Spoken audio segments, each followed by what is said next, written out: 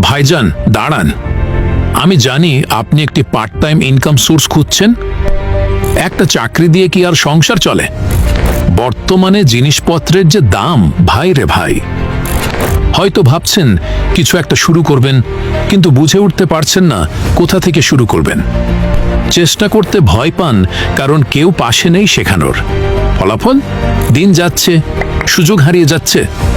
কিন্তু এবার সময় বদলানোর প্ল্যাটফর্ম, যেখান থেকে আপনি খুব সহজেই শুরু করতে পারবেন নিজের ইনকাম জার্নি।